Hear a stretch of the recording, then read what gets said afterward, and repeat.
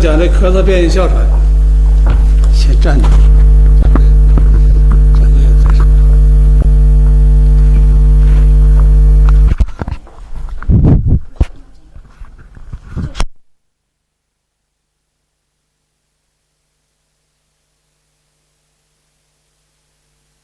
坐着。这个题目呢，我刚才讲了。这俩不协调，协调不起，站还得站着，拿一个手说。哎呀，我坐着没法点这个。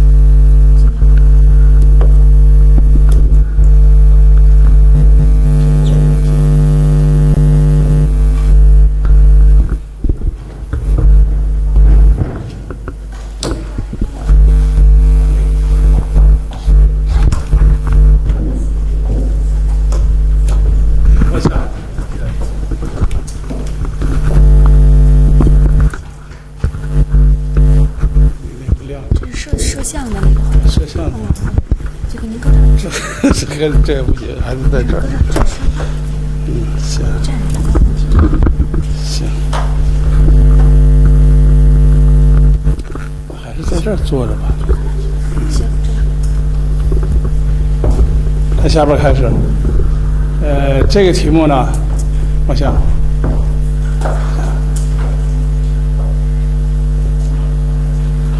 这灯是不是亮的？你们需要吧？行吗？往前面呢，往前面呢。啊，这能看见吗？后边能看清楚吗？黑，往下，看不清色了，都看不清。再往下，往下。这个我讲的这么几个题目，本来啊，因为半天的时间啊。恐怕要内容多一点，我准备了那个文章的这个没有这个多，没有我要讲的多，但是这个因为这个时间啊很短，所以也就把它这个讲的要快一点了啊。我原来打算啊，一个讲这误区问题，也就是说这个病呢。这个病呢存在着一定的误区，我要讲一讲。当然从西医角度来认识一下，因为西医对这个病呢，他把它作为哮喘的一个内容，所以他单独讲，相对来讲比其他病要少一些。第三个就关于这病中医的政治分析。另外就是我们搞了150例的一个观察，157例，这临床观察呢曾经在中医杂志上发表过。这我就不打算讲了，另外几个案例也不打算详细讲。那为了这个病呢能够有一个药，搞了一个胶囊，开发了一个胶囊，也正在这个申报中，进入2期临床已经了。还有几个问题跟大家谈一下。那么这样的话，由于时间关系呢，我就简单的来讲了。头一个呢，我要讲的就是这个咳嗽变异性哮喘的误区问题。所谓误区，就是说在认识问题上，走到另外一个方面去了。那么在认识上呢，存在着一些个其他的认识。那么我们下边看头一个误区，因为这个病呢本身是以咳嗽为主，那么它呢又叫做咳嗽型的哮喘咳嗽型，虽然是哮喘，属于哮喘范围之内的，但是它并没有喘。一般来说，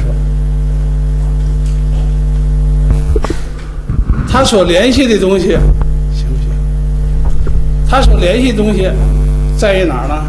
在于它的这个气道反应性上面那但是呢，这个气道反应性呢，表现在这个病来主要的症状是咳嗽咳嗽。它这咳嗽有它咳嗽的特点，就这病来讲。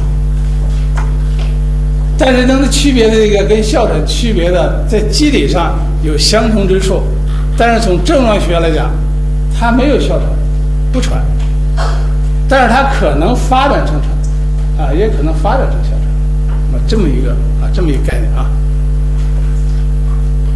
那么第二个也是个误区，也可以是误区。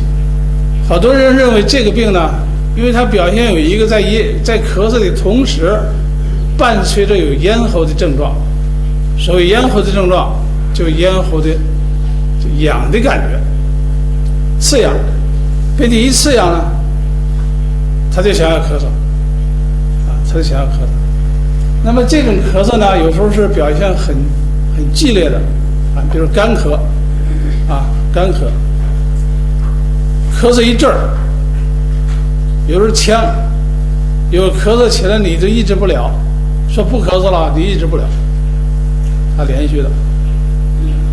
那么它这咳嗽呢，这个由于它跟咽喉相关的，就是咽喉这不舒服发痒，有这个主要症状。那所以好多人呢就认为你这是咽喉性咳嗽。那么有没有咽喉性咳嗽？不是没有有些这个咽炎的病人也还是有的也还是有的。所以我觉得在这个临床当中，那么也是一个提起应当注意的一个方面我也把它列在这个里边了。第三个就是小儿多见。咱们看那个一些个小儿科的书它有这方面一些诊断的这个内容。可是实用内科学它的占的比例很小占几句话。因为它在哮喘里边有那么几句话谈到这个病。但是呢，现在呢小儿科有，成人也有。从我们临床所观察的病人来看，中青年还是都不少。小孩，因为我们不是小儿科，这种对比呢没有进行。但是我们所接触到的病人，60岁到70岁的也有。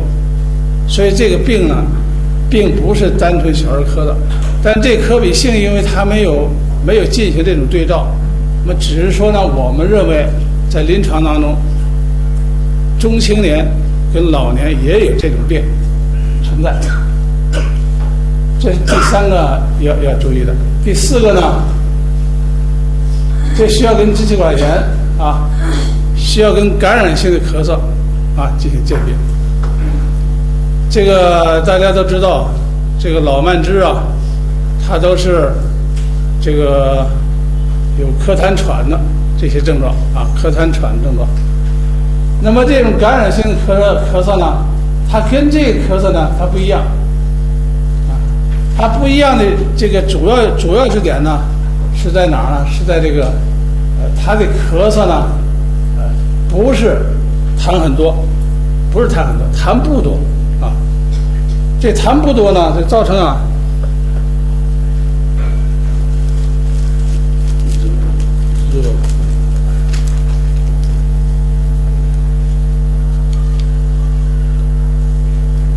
它这个痰呢并不是太多的，它不像气管炎呢有咳嗽有痰还有喘，它这个主要是干咳为主，啊，干咳为主，并且它这个咳嗽比较突发、突然，当然也有些个诱因，啊，这个是一个。这个还有一个啊，还有一个，就是它跟那个过敏性鼻炎啊，过敏性鼻炎啊要区别。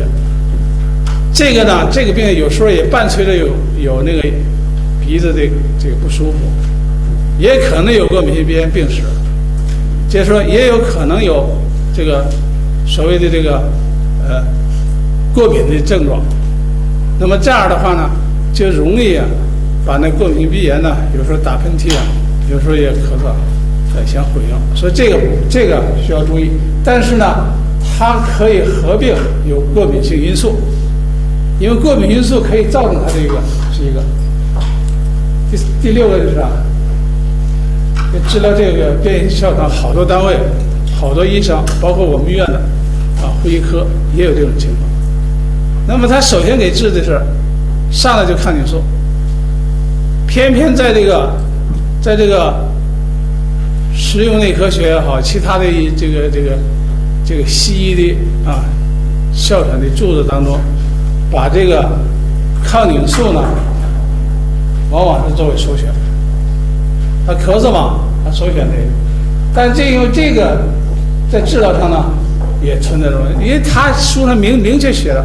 咳嗽，他这咳嗽呢用那个抗凝素效果不好，不明显；用祛痰药或止咳药效果不明显。所以他有这么几个方面需要给人一个启示。这几点虽然是这个从误区的一个角度来看的，但是也是在诊断和鉴别诊断当中一些根据。往下。那么咱们看它诊断刚才我谈到这几个误区，实际上这几个误区就从诊断上是可以鉴别出来的。那么头一个，它的西医诊断来看，大概这种咳嗽呢，有时候发展到4周到8周。这个有的资料是这么写的，包括美国的一些资料。那么在这个介绍这个咳嗽变异哮喘也是这么一个标准。那么也有这个更提前一点的，它是一个时间比较长的咳嗽，所以在临床当中呢，这个就存在着这个问题。但是他也提到以咳嗽为主，不伴有哮喘4到8周是以咳嗽为主的，头一条。第二条呢，夜里入睡的时候，入睡前或者早晨起来的时候，它可能有干咳、咽痒咽痒。那么它这个可能春冬多发，一年四季都有。所谓春冬多发，为什么？那么这里边也有它的因素因为冬天跟春天这个上呼吸道感染的疾病这个比较多它这个呢有刚才提到一个机理问题，一会儿我还要谈。第三个呢，常有过敏史或者呢有家族史，或者有呼吸道感染的历史，或者感冒，有这些个因素，容易患这个疾病。如果他得了这个病，你再问问他有没有过敏史，或者说有没有支气管的这个上呼吸道感染的病史，或者有没有近期的感冒的历史，那可以获得一个。第三个就是物理化学因素，或者精神因素，或者运动都可以诱发它出这个病。所以这跟气管炎也不一样这个当然气管炎对这个物理化学药物的这个刺激呢也会有影响，但是这个比敏感，这个突出这个可以举1-2个例子来说。就我们在这个给一些人看病的时候有的就这样，他这个看报的时候，他本来也不错的，治疗一段还挺好，突然间一看报，发生了就咳嗽。那么他这病人是一个领导同志，他的报纸是很早就收到了啊，《人民日报》，他打开一看，他就突然间本来挺好的治疗，所以这个就是这个油墨的刺激啊，油墨的刺激，这个并不是太大，但是它也能够可以引起。当然像油漆了，甚至吸烟了，甚至炒菜了，这些个也都能够啊诱发这个咳嗽。感冒后，我们在临床当中，好多人把这感冒后咳嗽列到气管炎里边，感冒后的咳嗽。那实际上有一部分病人的特点，它并不是咳痰喘那么明显，而是以咳嗽为主，顿咳、正咳，这个刺激性咳嗽或者挛急性咳嗽是这种咳嗽，没有痰，干咳。那么这种情况呢，这种情况呢，造成的环境的污染，或者一进空调屋里边突然冷了，啊，都可以诱发。就这些因素是我们辨别这个气管炎或者是这个咳嗽变异哮喘的一个方面。这病啊，常发作啊，常反复发作。有的人呢治疗一段还好，那么但是呢，他还经常容易犯。我刚才说了，这在发病的时候诊断为咳嗽变异性哮喘的时候，他并没有哮喘，但是这个病也有发展为哮喘的可能，啊，不是100%到，但是可能，啊，它这个机理呢也跟那个哮喘的机理有接近之处啊。下边就是双肺啊，很少闻及哮鸣音或者弱音啊，跟其他的情况下。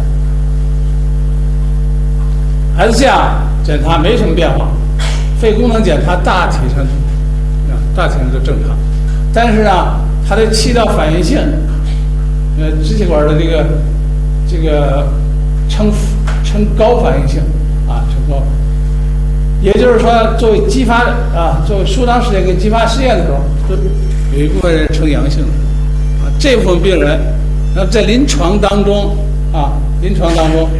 你要做一个这个舒张实验或激发实验，那它有变化。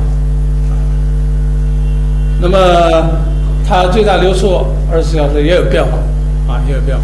所以在临床当中呢，这个也有它一定检查，还有啊，做视床细胞啊，做那个血清的 IgA 啊，做过敏原的检测。有一部分人，不是每个人都是这样，有一部分人啊，他就比较高。呈高值。那么这些个意见，这些个诊断的内容啊，还是基本上属于啊国内外的一些资料的综合，因为专门来论述的好像还比较少啊。这个意思是这样。那么西医治疗啊，西医治疗这个就这几方面，一是啊，这个有的用抗凝素，但是效果不明显。不明显，这是一个。那么再一个就是啊，它可以用那个糖皮质激素，也就是说，像这个强内松啊、地塞米松啊这些药可以治疗，这效果还比较好。那么贝塔受体兴奋剂、插碱支气管扩张剂这都有效。抗过敏药啊，抗过敏的药物啊可以参加治疗。止咳祛痰药治疗效果不好，啊，看一下。那么这是从西医角度，我不详细展开来讲了。那么从中医角度来讲，我再谈一谈。头一个就是病名啊，西医叫咳嗽型哮喘，啊，它是一个哮喘的单独类型。但是呢，它是属于哮喘的疾病的范围，啊。也就是说，属于哮喘的以咳嗽为其特点的这么一种疾病，啊，那么这种病呢，我把它叫风咳来认识，啊，以风咳来认识。那么哮喘呢，啊，它以咳嗽为主，啊，那么它这个表现的形式啊，那么一会儿咱们往下看。第二，表现的形式：干咳嗽，干咳，少痰或者不易咳出。咳嗽是大约表现前咳、震咳，咳嗽很剧烈，难以抑制，称这个挛急性咳嗽啊，挛急性，痉挛那个啊。这位刚才提到的这些临床表现啊，往下。诱因刚才也谈到了，还有冷空气啊这些个，过敏史啊这是一个，疗程也是一个，这都基本上跟西医是一致的。往下，那么检查的也跟西医也一致的，啊，这个治疗呢，啊这个治疗，这个不奇怪，好多这个经过西医治疗的病人到我们这儿来，或者像我们医院有西医的呼吸科，啊。也有中医的这个呼吸科，所以这样的话呢，他们看一段时间，那么他就转了。还有一个病人，我去他们呼吸科会诊，一个空姐，他就是跑那个澳大利亚的，那时候正是夏天，那澳大利亚呢是南半球啊，它正是冬天，所以他这每天每周都要跑。说冬天、夏天，造成他对他刺激很突出，所以他就不停止那一段飞行。完了以后就住院了，住在我们呼吸科了。我去看病的时候，我去会诊的时候，他们说要不然你们转你们这儿吧，我们就转到我们科室。转我们科室以后，就吃中药治疗。这病人后来还是不错，出院了。所以这个诊断。啊，当时他们一开始也没注意到这个问题。那后来我去会诊以后提这个问题的时候，他在往这儿想啊，年轻大夫这个方面，可能他接触少呢，他可能考虑到，也可能就考虑不到，所以这种情况还是有的。那么从病因上看啊，可以有风啊，有风邪、风寒、风燥啊这些个，有感冒以后感冒以后，或者其他的。这病毒感染，或者其他的细菌感染，或者其他的上呼吸道感染，那么都可以作为一个基础。也就是说，他这个病因呢，加上他的体质情况呢，那么形成一个很容易在感冒之后形成气道高反应往下，很容易出现一个。我刚才说到的风的特点，突然咳嗽，这个咳嗽不是慢慢逐渐的，而突然间就咳嗽，有诱发性因素，有点因素马上就咳，就来去匆匆，来去匆匆。咽喉这部分有痒的感觉，痒我们从中医来讲也是从风上来考虑多，有痒的感觉，痒刺冲行有这个感觉，所以呢，我觉得是一个风邪犯肺。肺湿促降，造成气道挛急，气道挛急。因为风为百病之长风可动摇摇动突发，风善行所变腔咳上气反映了风的一个气性清扬这个风盛则挛急风邪可致痒瘙痒这些个我觉得从我们观察的来看，大概有2/3的病人存在着有风的特点。那么风寒的有没有？也有也占一定比例，是吧？这两个能够风燥跟风寒可能占1/3的比例，两个。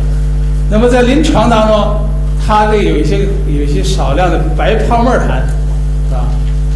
这个有咳嗽，也是震咳，这是属于也有感染病史也有感染病史，受凉也会加重伴有鼻塞流涕鼻子痒，也有这些寒象比较明显。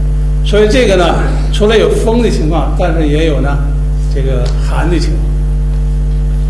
还有我们好多人认为它是干咳少痰的所以呢有时候也容易口干这个痰没有多少痰，所以造成肺燥的咳嗽，也是一个方面，也有这么一部分。还有一个就是啊，这个我们在临床当中就主要是抓这个主症咳嗽为主症啊，看看还有什么其他的合并，比如日久了，时间比较长了，是吧？那个反复咳嗽的，咳嗽以后也有咳嗽遗尿的，咳嗽连续以后，有时候也觉得气不够用了，那么这种情况，他也从肾上来考虑。比如咳嗽日久，舌苔有点暗了，舌质有点暗了，那么他也从血液这角度考虑往下，真正的痰热的，还有一种就是痰热的合并感染，就是他这个有这个病，他又诱发了什么上呼吸道感染，出现一些热象的包括有黄痰的、黄白相间的，说有这个咳嗽、脉滑数的或者悬滑的，这些情况的时候，这也有。但是呢，你这个时候的诊断只能说是他原来有这个病，那么合并的感染。刚才血液提到了肺肾气虚的时候提到了，往下。鉴别的，我简单说一下，一个咽炎一个咽炎，往下。一个咳嗽，这咳嗽在中医来讲，我们在中医局的这个这个病名，这个中医病证明诊断的这个标准里头，归纳到气管炎里边。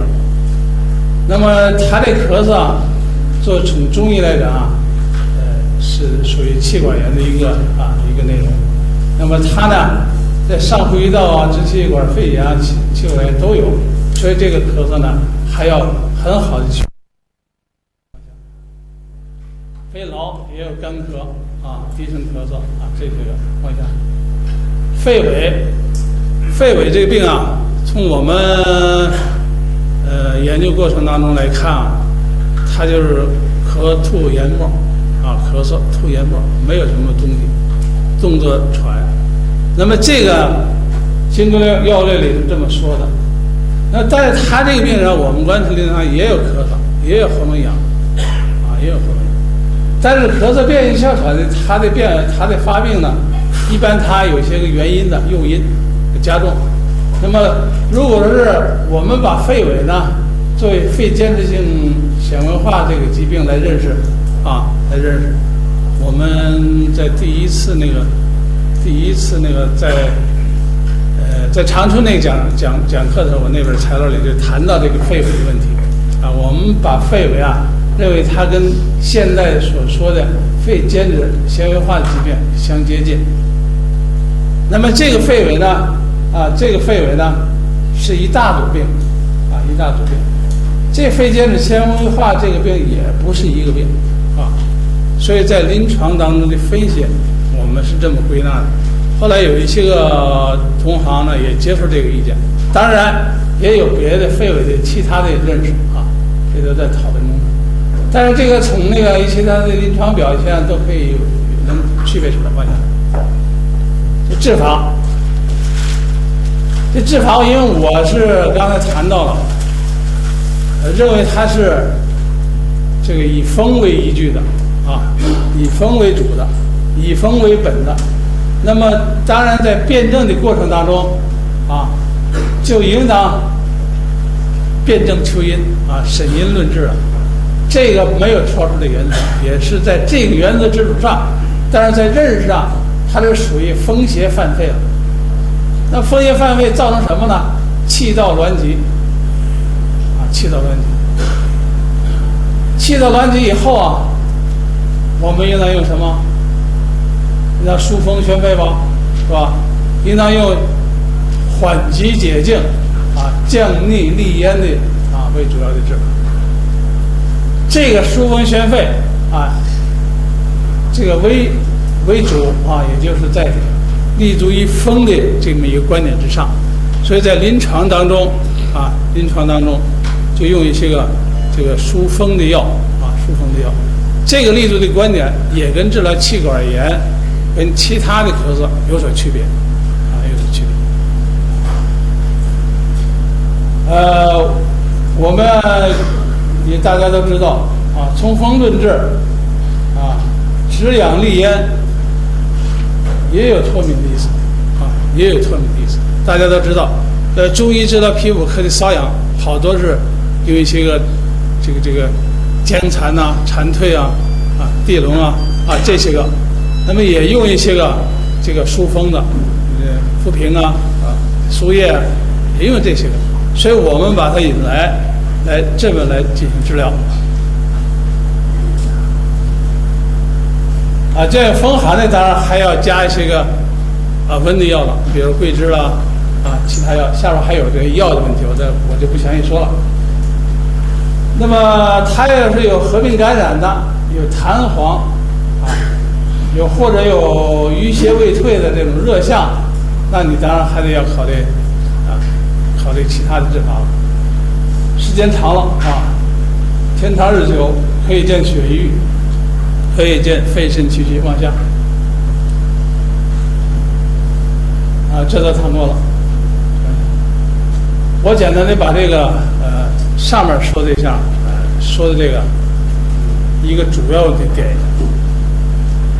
下，就是从西医角度来也好，从中医角度来看也好，它都是因为某些炎症气道的炎症引起了气管的反应性增高，气道反应性增强，那么这样就造成了它这个气道呢就敏感度也增高了。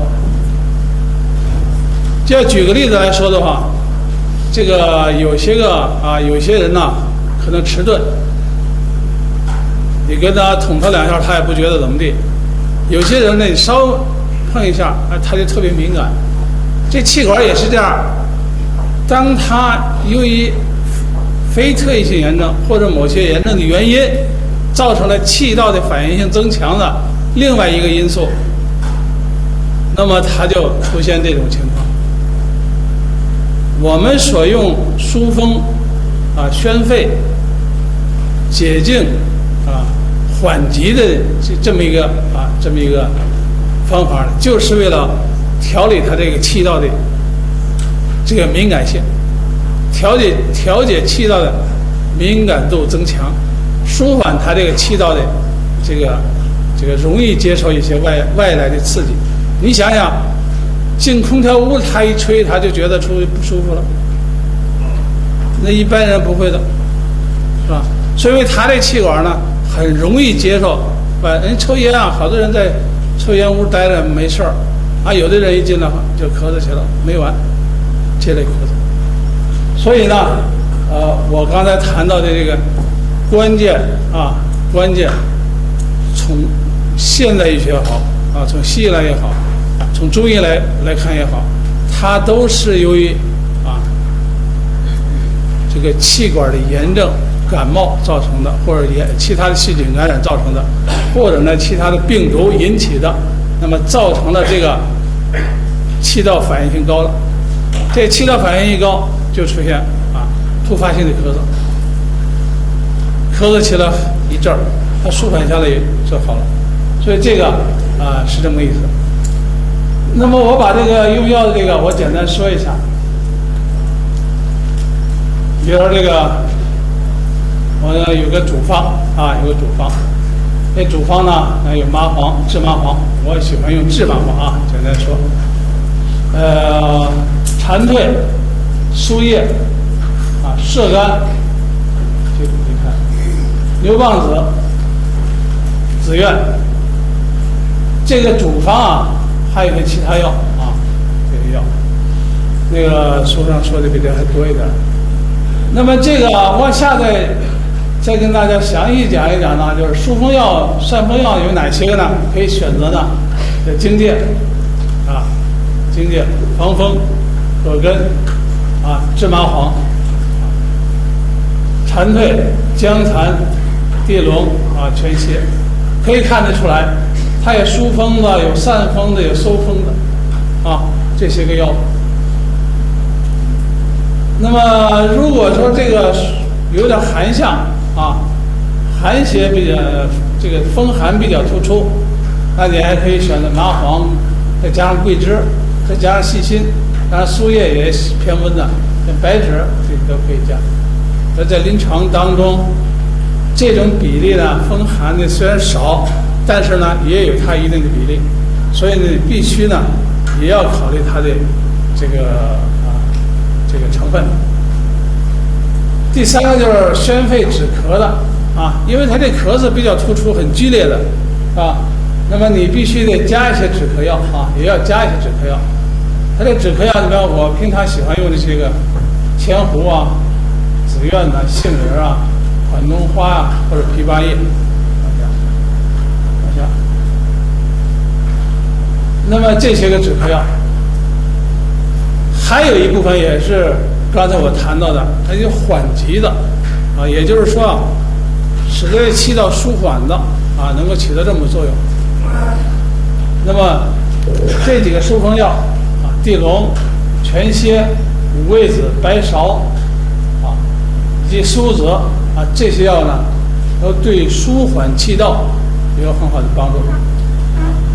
还有一个米壳，我有时候也用，那就是在那个咳嗽比较剧烈的时候，属于干咳剧烈，这个挛急性的咳嗽，突然间他的咳嗽没完了，像这样的病人，我就用一些个用3到6克的米壳。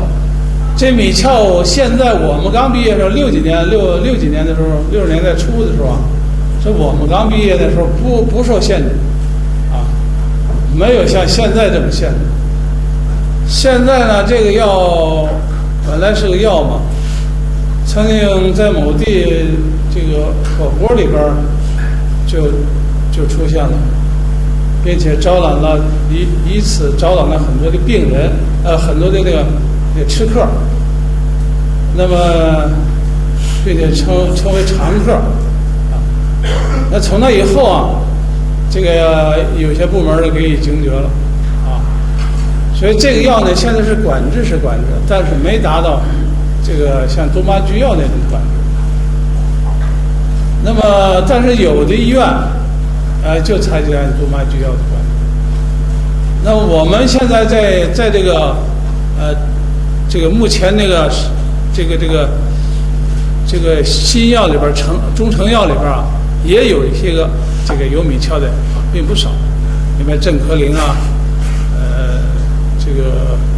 这贵州那个参芪止咳露啊，这里边都有米壳啊，都有米壳。那么它有一定成瘾性，说的是这个米壳并不突出，但是呢，现在看还是有它一定的情况的。那么管理也是必要的。现在就甘肃出这个，由甘肃统一支配。要是购买的话，经过审批还是可以买到。这个市场上呢，药店里也有啊，但是有的管理员的话，你得开2张处方，开红处方，是这么样。但是我们前一段的时候啊，还是比较放开。最近呢，因为我们最近这个医院里头经过肺炎也受到影响，现在这个病房还没有开，这1300张床那个楼啊，还在这个装修，还在清理那个管道，那管道都腐蚀了。所以这样的话呢，这个米壳呢，这个药呢，我刚才谈到这些情况，这个是可以用的啊，并且在咳嗽比较突出的时候，我有那么一个病人，是我们医院的一个保健办的一个医生，他湖北人。那么他妈妈在那个湖北啊看了4个月，输液，轮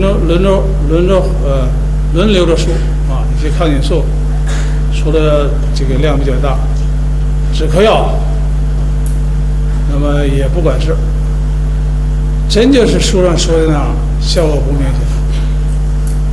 然后后来以后，那赶紧来北京看了吧，他就把他妈妈叫北京来了，我就找我去，直接就找我去。我先开了3副药，完了检查一下那几项，这3副药我就加米鞘了。这3副药头1夜他就睡得挺好，每天晚上啊咳嗽这个将近1个小时才能躺下睡。原来，他一共我就给开了，他就住了半个月。我开到第12副的时候就不怎么太咳嗽，又拿那方子又回去了。后来的时候过了3个月以后又咳嗽那么几天，他又吃了3副那个带回去那个方子，也挺好的，一直到现在，去年1年了，差不多1年了。所以我觉得这个啊，有些像这类药呢，这个可以用的还是可以用的。但是我说到这儿啊，又说另外一个问题，我想一个中药的这个使用和选用啊，是一定要很好的这个分析的。我说的3到6克是药典的剂量啊，药典的剂量。我说的这个是我们在临床当中针对性要强的啊，你不要谁都吃，那你的大夫没准就兴旺了。你要什么人都给开的话，他可能天天吃就高兴了，他天天找你来了，这也不对。我刚才想说的就是，药物本身有它治疗疾病的一面，也有它不利的一面。大家都看到了这个西药那个说明书啊，西药的说明书，化学药都是单成分的比较多啊，并且它的成分比较明确，这也比较多。那么我们中药呢，特别是复方的，那这成分不清楚。可以这么说，昨天我在药监局这个讨论这个一个问题啊，咨询一个问题。那么有一个专家是搞化学药的，他就不理解这个中药这么多成分，这么复杂，这怎么控制啊？他就不理解，所以这种不理解也不奇怪。可是我们呢，有些个老百姓呢，在厂家呀。在有些厂家，在有些个人，这个有些个医生的鼓动下，也认为中药啊，就都是这个无任何毒副作用，啊，都是纯天然，是纯天然，纯天然也有毒的。大家都知道前一阶段，啊，这个关木通的问题，这已经闹到全世界了。也跟那个 SARS 差不多了，也赖咱们。那么这个药呢，本身来说，啊，就木通这味药来说，啊，大家都知道，龙胆泻肝丸里头有，拔正散烤炎也有，还有一些几个耳聋丸啊什么都有，大概非处方用药里边有那么10来个方子。那么这里边的用的原来的原方的木通呢，不是这关木通，啊，一般都是用的川木通。像龙胆泻肝丸在金元时代，它还没有关木通。那么近100-200年才开始把关呢、关外、关东啊、东北啊，啊，那时候这个它加了一个关字，反映了它这个地区，啊。那么这关木通的马兜铃科的是，这川木通是毛茛科的，那白木通呢又是木通科的，都不是一个科属的植物。那么它都算叫木通，实际上是汉代的木通呢，也不是这个，啊，汉代木的巴扎木，啊，像通草那类东西。所以这个你这个当个医生一定要了解这些东西，了解它的作用，也要了解它的不良反应，啊！我听大家对这个前2天国家食品药品监督管理局啊，发布了几批药物的不良反应，起了很大波澜也。那么这个反应呢，有2方面，有的人认为应当讲清楚，讲清楚了不等于就是不能用了。青霉素大家都知道，早年的过敏反应，直到现在要统计的话，也都有几万人啊过敏，甚至造成死亡的，是吧？谁都知道青霉素过敏的问题很严重啊。我们有一个同学，这个原来他在唐岗的疗养院当药剂师，上学以后跟我们一块儿有学医。那他那个单位就有一个做皮试的躺着了，就没起来。做皮试的时候可以，那他现在青霉素使了多少年了？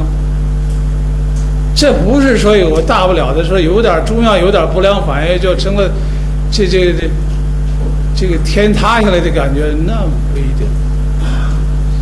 所以这个问题啊，我觉得要注意。我说这儿说多了。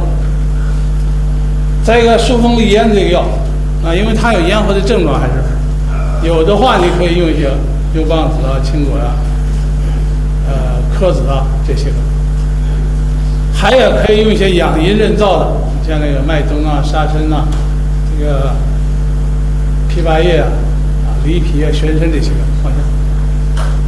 那清胃化痰呢，那可以选择一些个黄芩啊、鱼腥草、川贝、桑白皮啊。那么活血化瘀的丹参、赤芍，还其他的大家都可以选。那么调补肺肾，那么太子参、黄精啊、山芋、枸杞子、肉苁蓉啊，往下这些个药。我下边这个我就简单的说一下，我们搞了一个苏方止咳胶囊。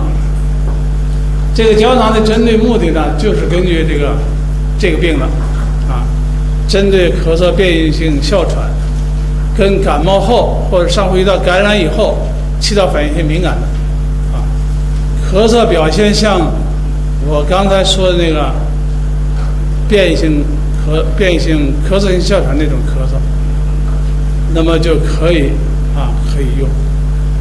特别是有一些感冒以后，他的咳嗽呢，干咳少痰也是阵发性的，也不算少数啊，也不算少数。有好多都转到气管炎那儿去了啊。那么我们把它作为风咳来对待呢，区别了其他的咳嗽。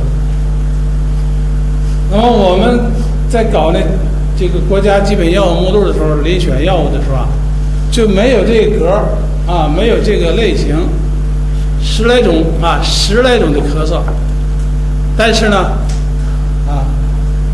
几百种止咳药，但是没有这类的我说的这一类的，所以我们根据这个呢，我们才来开发这个药往下。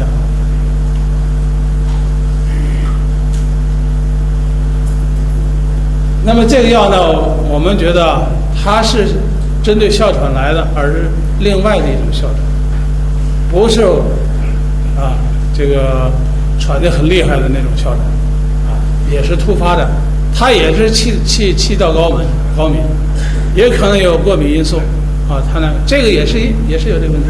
往下，这个颗粒呢，这个疏风宣肺降逆止咳这么一个治法。往下，我们做了一些个什么资料里边的急毒慢毒来看呢，这个高中低剂量都还是比较满意的，没有什么大的问题。往下，这是长毒的慢毒的。往下，那么它的药理来看呢，药效来看呢，它也可以止咳止咳效果也比较好它可以抗气道的炎症，跟一般的炎症我刚才提到了这个气道的炎症对这个形成这个咳嗽变异性哮喘是一个至关重要的。它的炎症造成了气道反应性的增高造成它的敏感度增高，那么就出现了类似的一些个症状。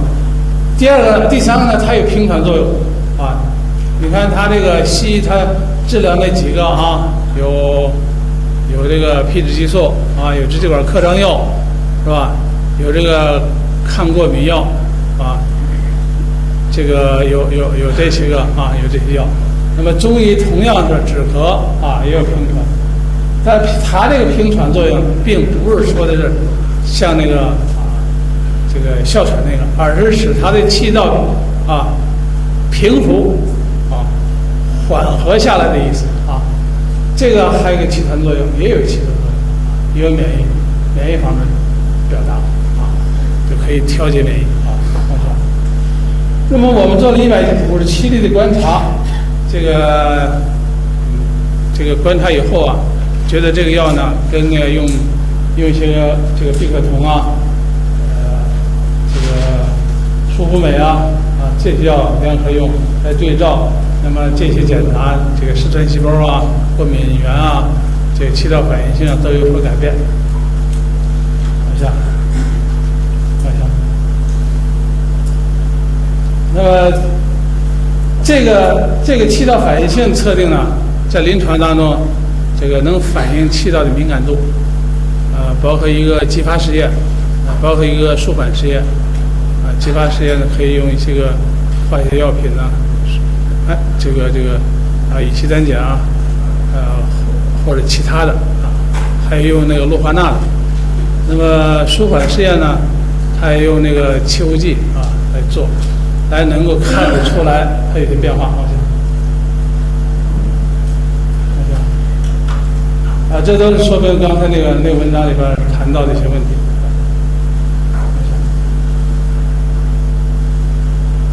这几个例子我就不多说了。这个头一个我刚才谈到了这个用的药呢有杏仁、紫苑、冬花、树叶、地龙、蝉蜕，有姜糖、瓜蒌皮、米壳这有米壳的。他就吃的12副。第二个我不详细讲这个第二个。第三个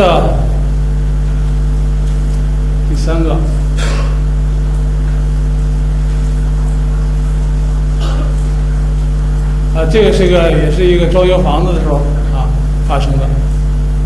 下边一个这个就是那个空姐，这是那个空姐。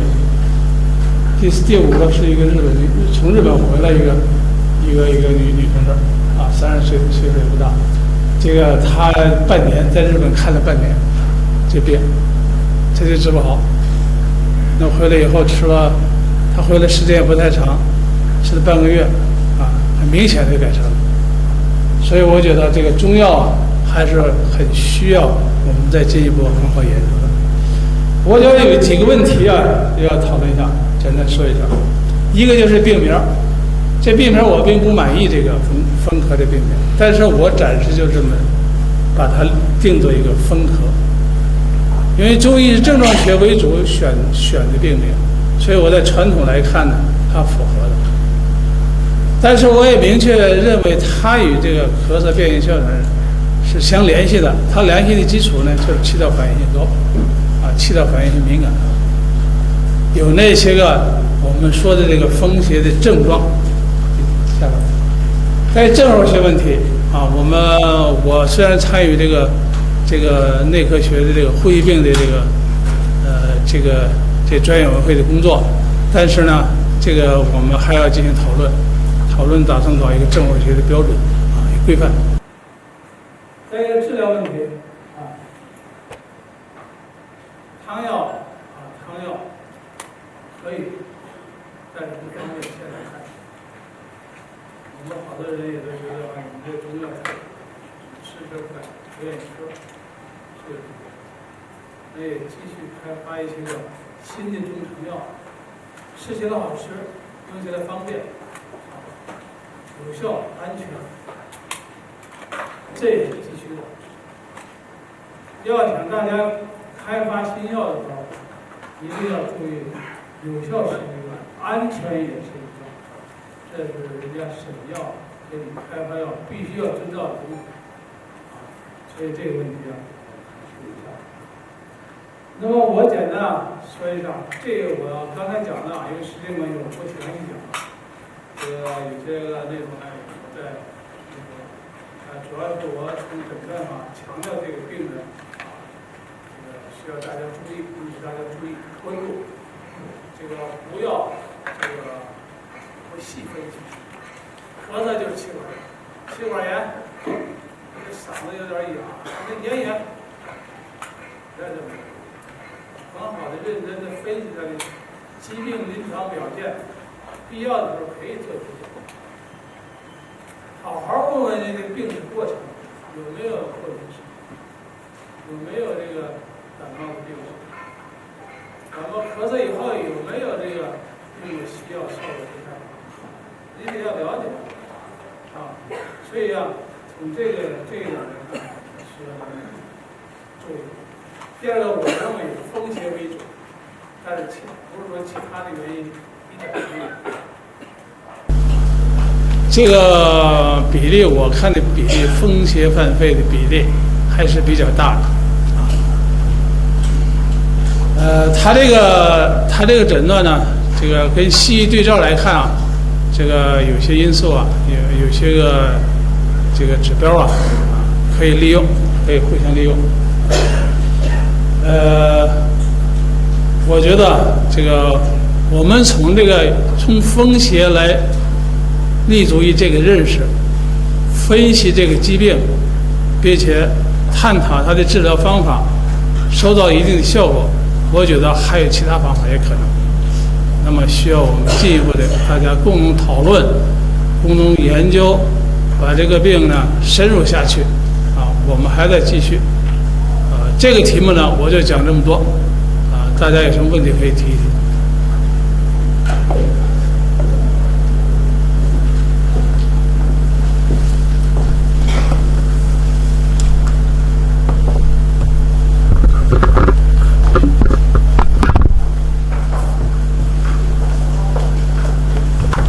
有什么问题吗？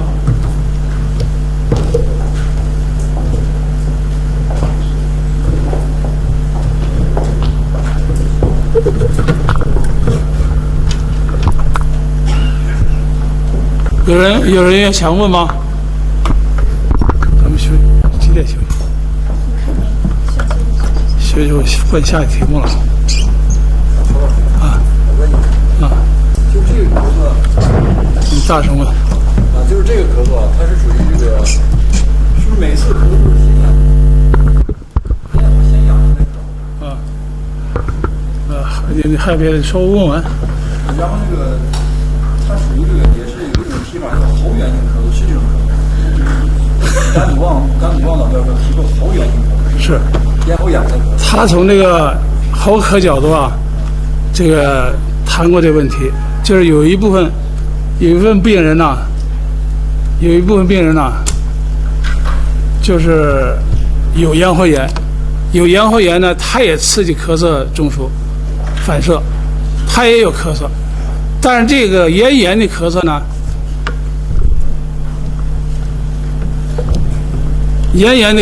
它比有咽喉的症状，你比如咽喉的充血啊，咽喉的肿痛啊，咽喉的扁桃体的这个改变，它一定有这些症状。如果它没有这些症状，就光是这点不舒服，有点痒，那你就不能认为它是咽喉性的。